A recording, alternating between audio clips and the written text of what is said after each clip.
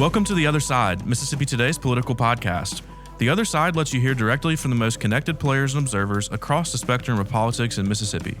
From breaking news to political strategy to interviews with candidates and elected officials, we'll bring you facts, perspectives, and context that helps you cut through the noise and understand all sides of the story. I'm Geoff Pender, political editor. I'm joined here today by my colleagues, Bobby Harrison. Hey, Geoff. Hey, Bobby. And Sophia Paffenroth. Hey, Geoff. Sophia is our... Hey, Sophia. Hey, Bobby. is health reporter here at Mississippi Today. And we're going to start out talking about something Sophia had a really good article about this week.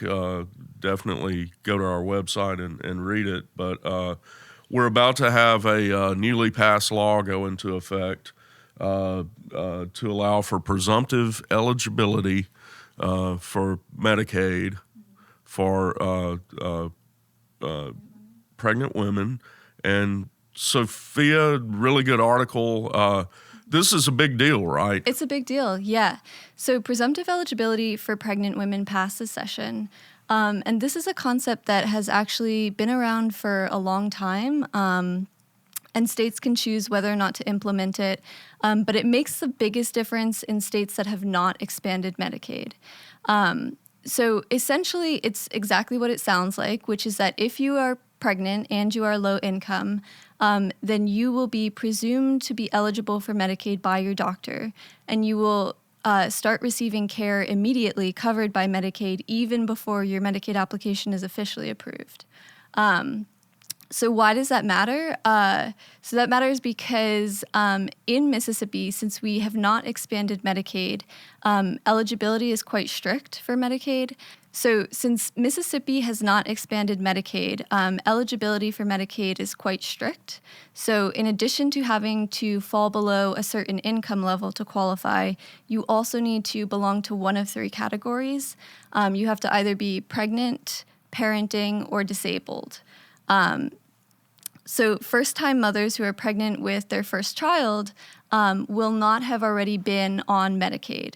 So they will only be eligible for Medicaid when they become pregnant, which means that they will only apply for Medicaid once they become pregnant, which means that their application processing time is going to cut well into their first trimester. And so for a state that has... the highest infant mortality rates. Right, and one of the worst maternal mortality rates. Not getting that prenatal care in a timely manner has to play into that. Right. It makes a huge difference. So what this will look like is in July, once this goes into effect, the Division of Medicaid will release some kind of list of all the doctors and locations that are participating, because it won't be all doctors. And then ideally, you will find a qualifying provider and you will bring proof of monthly income. So that could be like a pay stub to the doctor. And as long as everything checks out and it looks like you're eligible, then you'll just start receiving care that is covered by Medicaid. So that really, it just is like a holdover. It just really gets rid of that no coverage waiting period and allows you to get timely prenatal care. But it's a huge deal. Yeah. Sure. And one thing... a statistic that I think may shock some people or whatever. Most births in Mississippi are to folks under Medicaid, right? That's right. Yeah. So this has the potential to really affect a lot of people. 2/3 of births in Mississippi are funded by Medicaid. So if all the pregnant women who are on Medicaid took advantage of presumptive eligibility, it could affect thousands of women. Sure. So yeah, it's a really big deal. And hopefully thousands of babies that are healthier from the get-go. Right. And yeah, exactly. So hopefully mitigate the number of preterm births that we have. It's also a really low-cost investment. So it's estimated that it'll cost the state about $567,000 a year, which is honestly nothing, especially if you compare it to the possible $1 million that it can cost the state to care for just one infant in the NICU. Just one infant. Premature right. birth, so we can spend half of that covering thousands of women and hopefully mitigating some of those preterm births and other maternal and infant mortality and morbidity rates. Hadn't the Biden administration really been urging states to do this? Yeah, they have. And before this law was passed, Mississippi was one of only 3 states that had neither presumptive eligibility for pregnant women or Medicaid expansion. And the reason why this is important for non-expanded states is because if you live in an expansion state, if you are low income, you're already on Medicaid before you're pregnant. So once you become pregnant, that coverage just continues and there's no problem, there's no waiting period. But of course, as we said, in a non-expanded state, you're only going to become eligible for and apply for Medicaid once you're pregnant, and then you have that waiting period that really cuts into your pregnancy.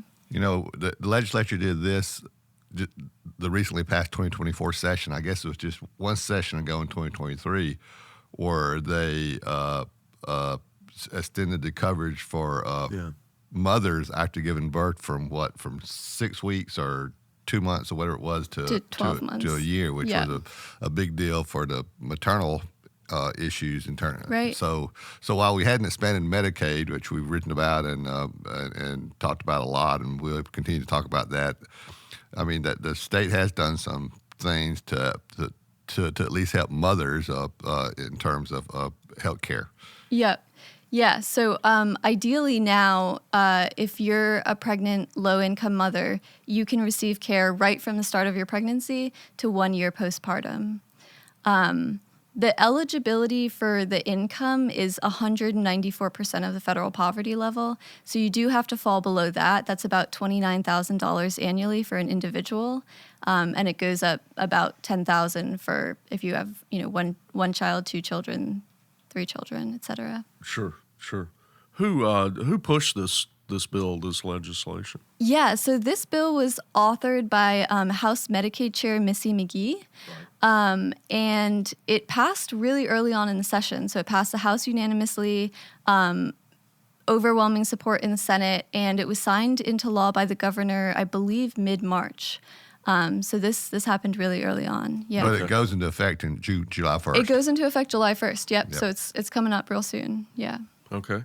We mentioned something that has come up quite frequently in this podcast recently: Medicaid expansion, which did not happen. Obviously, we've you can listen to many of our past episodes to hear that tale. But Bobby, this week you met with the Speaker of the House pretty extensively, and he had some things to say on that front, didn't he? Yeah, and to be clear, a lot of media members met with the Speaker that day. It wasn't just me, but even though I meet with him anytime he wants to.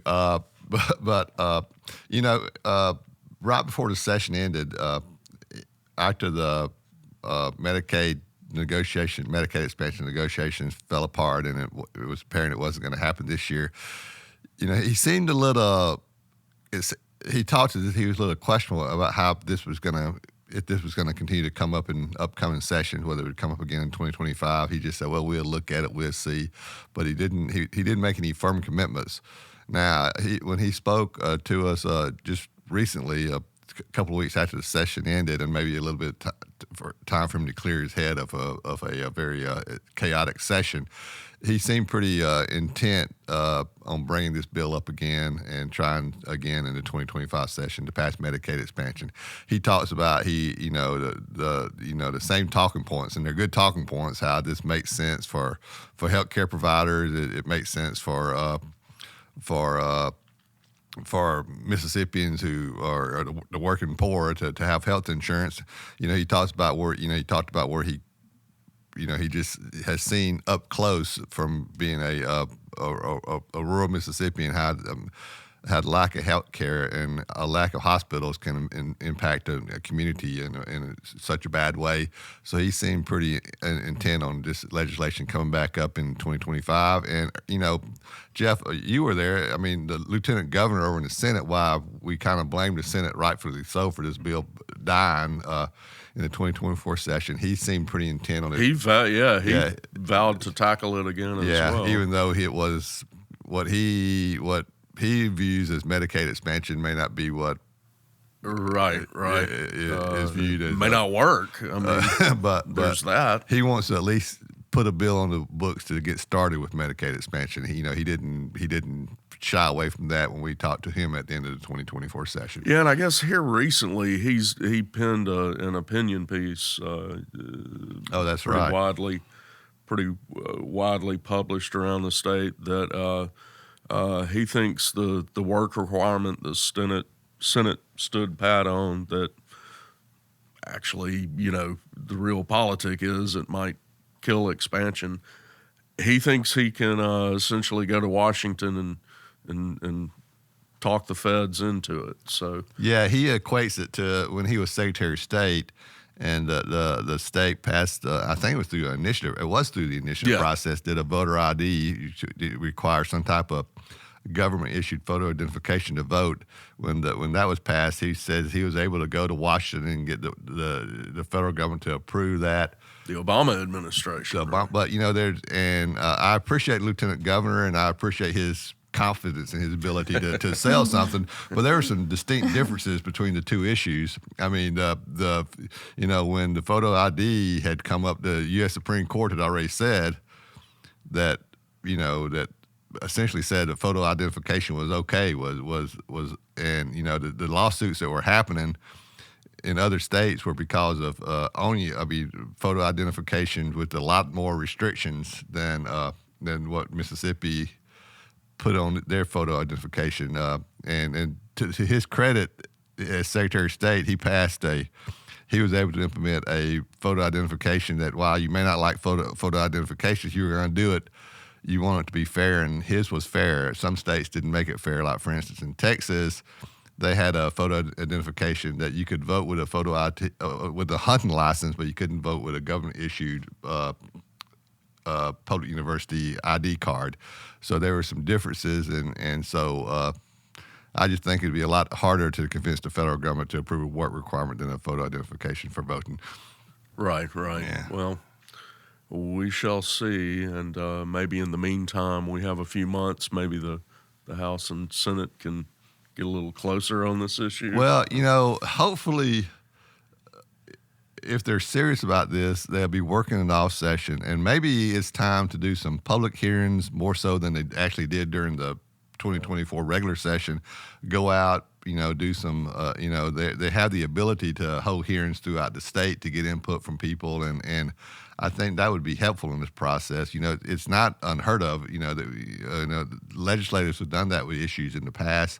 They could do that with, Medicaid expansion is about as big an issue as the legislature is going to tackle, so they could do that this off session, if you will, and kind of get some momentum going into the 2025 session.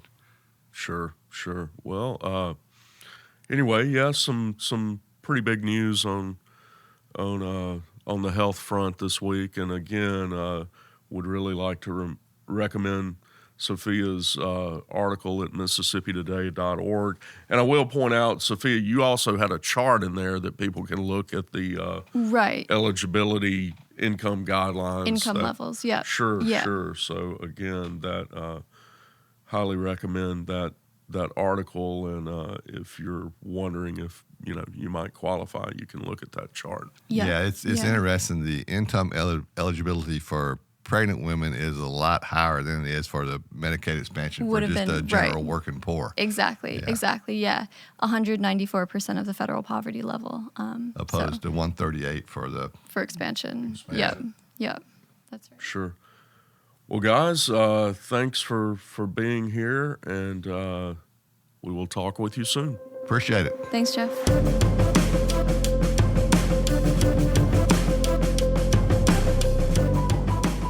As we cover the biggest political stories in the state, you don't want to miss an episode of The Other Side. We'll bring you more reporting from every corner of the state, sharing the voices of Mississippians and how they are impacted by the news. So what do we need from you, the listener? We need your feedback and support. If you listen to the podcast on a player like iTunes or Stitcher, please subscribe to the show and leave us a review. We also have an email in which you can share your feedback. That address is podcast@MississippiToday.org. Y'all can also reach out to me or any of my colleagues through social media or email. And as always, thank you for your feedback and support.